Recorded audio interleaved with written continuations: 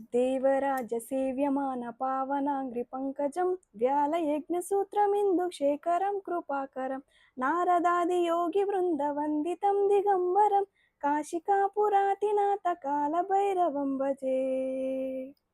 भानुकोटिभास्वरं भवाब्धितारकं परं नीलकण्ठमीप्सितार्थदायकं त्रिलोचनं कालकालमम्बुजाक्षमक्षशूलमक्षरं काशिकापुरातिनाथकालभैरवं भजे।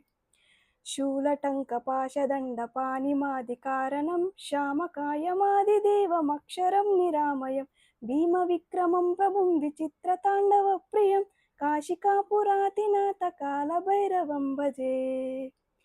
भुक्तिमुक्तिदायकं प्रशस्तचारुविग्रहं भक्तवत्सलं स्थिरं समस्तलोकविग्रहं निक्वनन्मनोज्ञहेमकिङ्किणीलसत्कटिं काशिकापुरातिनाथकालभैरवं भजे।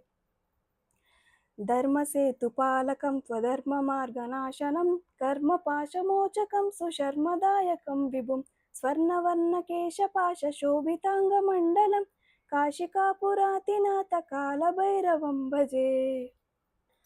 रत्नपादुकाप्रभाभिरामपादयुग्मकं नित्यमद्वितीयमिष्टदैवतं निरञ्जनं मृत्युदर्पनाशनं करालदंष्टभीषणं काशिकापुरातिनाथकालभैरवं भजे।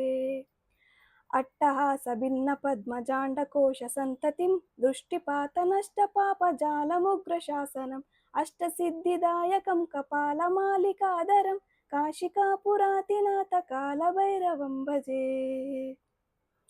भूतसङ्गनायकं विशालकीर्तिदायकं काशीवासिलोकपुण्यपापशोधकं विभुं नीतिमार्गकोविदं पुरातनं जगत्पतिं काशिकापुरातिनाथकालभैरवं भजे।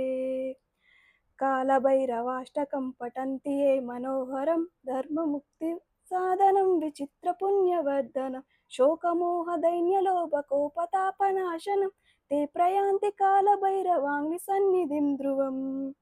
हर हर महादेव।